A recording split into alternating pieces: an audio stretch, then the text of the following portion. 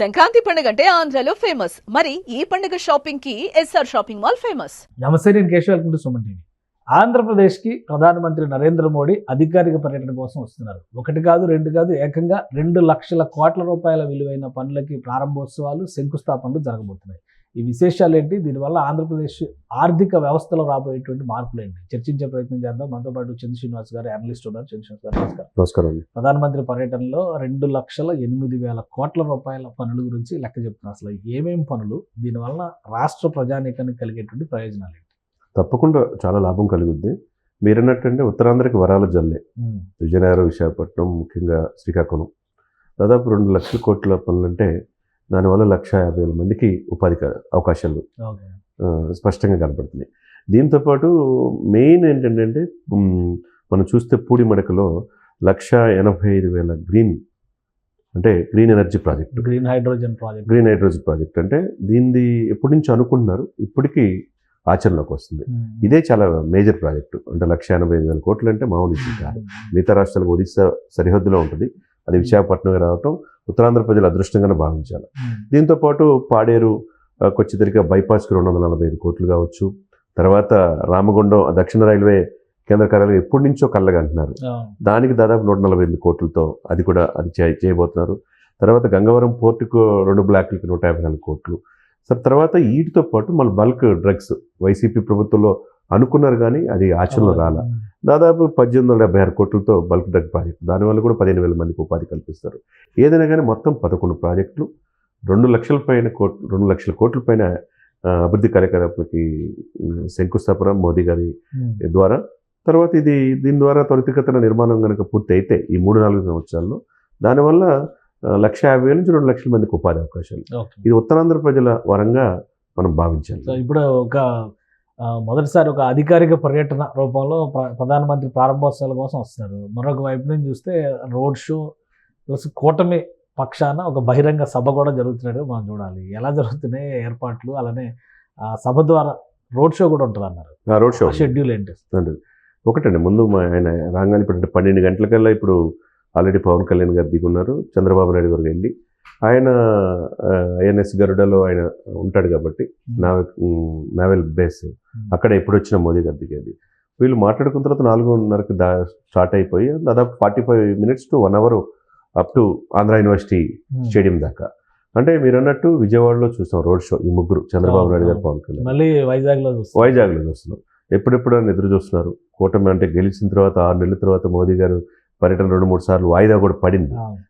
ఎట్టకేలకి ఈరోజు ఫైనల్ అవటం. ఆయన అందులో ట్వీట్ చేశారు మోడీ గారు కూడా. ఈరోజు రేపు జరిగేది ఆంధ్రప్రదేశ్, విశాఖపట్నం, ఒరిస్సాలో కార్యక్రమాలు, ప్రవాస దివస్లో పాల్గొంటారని చెప్పి ట్వీట్ చేశాడు. ఏదైనా కానీ ఆంధ్రప్రదేశ్కి చాలా రోజుల తర్వాత, 6 మాసాల తర్వాత ఇంత ప్రాజెక్టులు ఇంత స్థాయిలో, భారీ స్థాయిలో రావడం అంటే కూటమి 3 పార్టీలు కలిసి ఉంటున్నాయి కాబట్టి. ఈ 3 పార్టీలు ఒకవైపు బీజేపీ ప్రెస్టేజ్గా తీసుకుంది, క్షేత్రస్థాయిలో జనాన్ని లక్షలాది మందిని సేకరణలో వాళ్ళు ఉన్నారు. ఆ తర్వాత జనసేన కార్యకర్తలు కావచ్చు, టీడీపీ కావచ్చు, ఈ 3 పార్టీల సమన్వయంతో ఈ షోని, ప్రధానమంత్రి మోడీ గారి పర్యటనని గ్రాండ్గా సక్సెస్ చేయడానికే ముందుకెళ్తున్నట్టుగా మనకి అర్థం. విశాఖపట్నం స్టీల్ ప్లాంట్ గురించి ప్రధానమంత్రి ఏదైనా ప్రకటన చేస్తారో అనేటువంటి ఒక చర్చ కూడా జరుగుతుంది. అవకాశం ఉంటుందా ఆంధ్రప్రదేశ్లో? ఒక రకంగా ఈ 6 నెలలు, 7 నెలల పరిపాలన పైన ఒక డైరెక్షన్ ప్రజలకి ఇచ్చేటువంటి ఒక సంకేతం కింద దీన్ని మనం చూడొచ్చా? 3 పార్టీల పొత్తు విజయ పదంలో నడుస్తుంది అనేటువంటి. తప్పకుండా, ఎందుకంటే ఇది ఇప్పుడుది కాదు. మీరు అన్నట్టు విశాఖ స్టీలు, విశాఖ ఉక్కు ఆంధ్రుల హక్కు. 10 సంఖ్యలో చనిపోయారు. దాంట్లో మన దేశానికి ఉపరాష్ట్రపతి చేసి కేంద్ర మంత్రి చేసిన వెంకయ్యనాయుడు గారు కూడా ఆ రోజు ఆంధ్ర యూనివర్సిటీ చదువుకునేటప్పుడు పాల్గొన్నారు. మరి అది ఆంధ్రుల సెంటిమెంట్తో ఇదైంది. మనం చూస్తే గత ప్రభుత్వంలో కేసీఆర్ గారు కూడా బిడ్డేస్తారని చెప్పి ముందుకు వచ్చారు. సిబిఐ మాజీ జేడీ ద్వారా ఇంకా చాలామంది ముందుకు వచ్చారు. ప్రైవేట్ పరం కాకుండా ఉండడానికి రకరకాల ప్రయత్నాలు జరిగింది. ఏదైనా కానీ ఇప్పుడు సెంట్రల్కి సంబంధించిన, ఇప్పుడు బీజేపీ చెందిన వ్యక్తి నర్సాపూర్ ఎంపీ ఆ శాఖకి ఉన్నాడు, సహాయ మంత్రిగా ఉన్నారు. పురంధేశ్వరి గారు అధ్యక్షురాలుగా ఉన్నారు. వీళ్ళకి కూడా చాలా ప్రెస్టీజియస్ విశాఖపట్నాన్ని కాపాడుకోవాలంటే.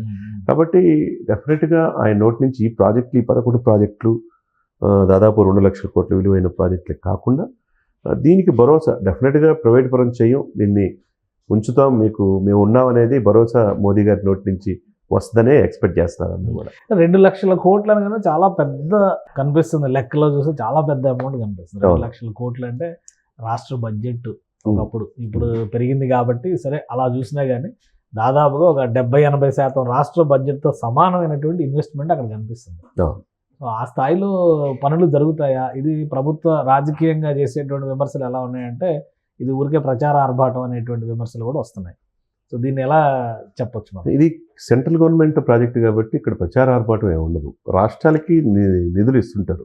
29 రాష్ట్రాలు ఉన్నాయనుకోండి. అన్ని రాష్ట్రాలకి కూడా వాళ్ళ యొక్క పరిస్థితిని బట్టి ఆ యొక్క సీ కోస్ట్, ఇప్పుడు గుజరాత్ తర్వాత తీర ప్రాంతం ఎక్కువగా ఏది కనపడుతుంది మనకి? ఆంధ్రప్రదేశ్ 974 కిలోమీటర్లు ఉంది. ఏది ఎక్కడ పెడితే సక్సెస్ అవుతుందని వాళ్ళకి తెలుసు. అదేవిధంగా రాష్ట్ర ప్రభుత్వం కూడా ప్రపోజల్స్ పొలదపాలుగా చంద్రబాబు నాయుడు గారు, పవన్ కళ్యాణ్ గారు సెంట్రల్కి ఇవ్వటం ఏదైనా ఈ 6 మాసాల్లో త్వరితగతిని తీసుకొచ్చినట్టే. ఇంకా యాక్చువల్గా 5 సంవత్సరాల్లో పోయినసారి మరి ఎందుకు జగన్మోహన్ రెడ్డి గారు ఈ బల్క్ ట్రక్ని ఓపెన్ చేయలేపారు? ఇప్పుడు వైసీపీ వాళ్ళు విమర్శిస్తూ ఉన్నారు మేము అంతకుముందు చేసినాయి అని చెప్పి. ఎందుకు మరి గ్రీన్ ఎనర్జీ ఈ ప్రాజెక్ట్ని ఈ ఒక్క పూడి మడకలో 1,85,000 కోట్ల ఈ భారీ ప్రాజెక్ట్ని ఎందుకు అంత ముందు చొరవ చూపలేకపోయారు 22 మంది ఎంపీలు ఉండి? మరి వీళ్ళ హయాంలో ఎందుకు శంకుస్థాపన జరుగుతుంది? కాబట్టి ఇది ఏదో ఆర్భాటంగా కాకుండా దీన్ని కన్స్ట్రక్టివ్గా పూర్తి చేయాల్సిన బాధ్యత కేంద్ర ప్రభుత్వమే కాబట్టి బడ్జెట్లో ఎలకేషన్స్ ఉంటాయి. త్వరితగతిన డెఫినెట్గా 4 సంవత్సరాలు పూర్తయ్యే అవకాశాలు స్పష్టంగా కనపడుతుంది. అంటే తెలుగుదేశం పార్టీ నాయకులు చెప్తున్న ఇది కానీ, జనసేన పార్టీ నాయకులు చెప్తున్నటువంటి మాట కానీ, ఆంధ్రప్రదేశ్కి ఎన్నికల సమయంలో ఇచ్చినటువంటి హామీలు అమలు ఈ దిశగా సక్సెస్ఫుల్గా కూటమి ప్రభుత్వం వెళుతోంది అని చెప్పేటువంటి సంకేతంలో భాగంగానే ఈ రోడ్ షో అనేటువంటి మాట చెప్తున్నారు. అవును. సో దీన్ని ఎంతవరకు విశ్వసించారు? ఎందుకంటే విమర్శలు చేస్తున్నటువంటి నాయకులు చాలా క్లియర్గా చేస్తుంది ఏంటంటే హామీలను గాలికి వదిలేసి ప్రచారం చేసుకుంటున్నారు మళ్ళీ అని చెప్తున్నారు. ఇప్పుడు విమర్శిస్తూనే ఉంటారు సార్. ఇప్పుడు వైసీపీ వాళ్ళకి ఏంటంటే 22 మంది ఎంపీలు నుండి ఎవరు ప్రధానమంత్రి అయినా మెడలు వంచి స్పెషల్ స్టేటస్ తెస్తా ఉన్నారు. ఎందుకు 5 సంవత్సరాలు మెడలు ఉంచలేకపోయారు? వీళ్ళు ఉంచారు అక్కడికి వెళ్ళి. ఇలా నాయకుడు వచ్చాడు కానీ తీసుకురాకపోయారు. ఆంధ్రప్రదేశ్ జీవనాడు పోలవరం పూర్తి చేయలేకపోయారు. 3 రాజధానులని అది కూడా పూర్తి చేయలేకపోయారు. ఎక్కడికక్కడ వ్యవస్థలో ప్రభుత్వ కార్యాలయాలతో ఒక విశాఖపట్నంలోనే 25,000 కోట్ల విలువ చేసే ప్రభుత్వ కార్యాలయాలనే తనఖా పెట్టారు. మరి ఇంకెక్కడ అదింత తనఖా పెట్టి 500 కోట్ల విలాసవంత భవనాన్ని ఋషికొండ మీద కట్టుకుందాం మనకు తెలియదా?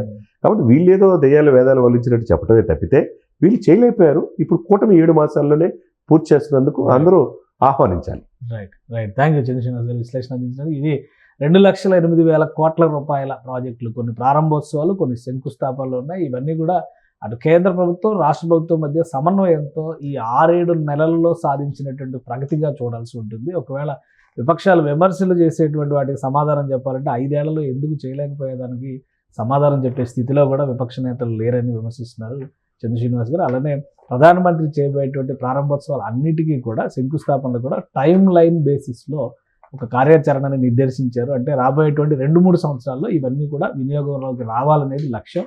ఈ క్రమంలోనే కూటమి నేతలు మరోసారి విశాఖ నగరంలో రోడ్ షో చేయబోతున్నారు. ఈ రోడ్ షో హైలైట్ కాబోతుందని చంద్రశ్రీనివాస్ గారు విశ్లేషిస్తున్నారు. ఇది special discussion. Keep watching. Suman టీవీలో మీ పర్సనల్ అండ్ బిజినెస్ ప్రమోషన్స్ కోసం కింది నెంబర్కి కాంటాక్ట్ చేయండి.